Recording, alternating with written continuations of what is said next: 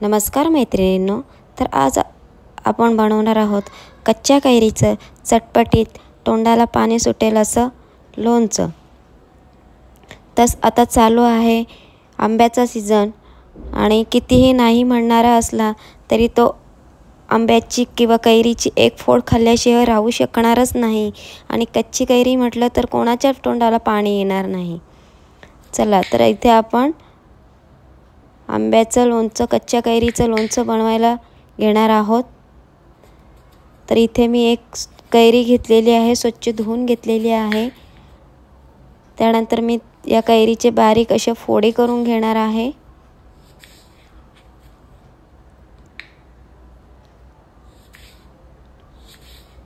तसं पाहायला गेले तर कैरीचे भरपूर प्रकार बनवले जातात आणि त्यातलाच एक प्रकार म्हणजे हा साधा सोपा असा कैरीच्या लोणच्याचा हा प्रकार तोंडाला पाणी आणल्याशिवाय राहत नाही। तर अशा पद्धतीने आपण कच्च्या कैरीचे असे बारीक अशा फोडी करून घेतलेल्या आहेत। त्यानंतर मी एका बाउलमध्ये त्या फोडींना काढून घेणार आहे।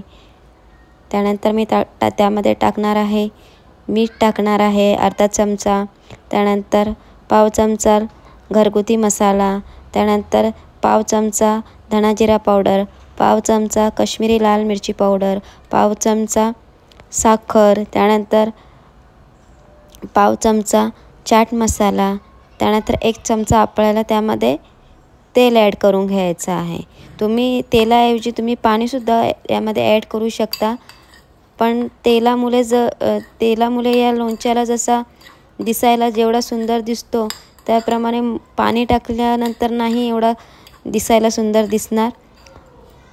तर त्यामुळे तुम्ही सुद्धा यामध्ये ऑइलच घाला। तर अशा पद्धतीने आपलं झालेलं आहे कच्च्या कैरीचं लोणचं रेडी झालेलं आहे। तर तुम्ही सुद्धा बनवून पहा। Bye bye.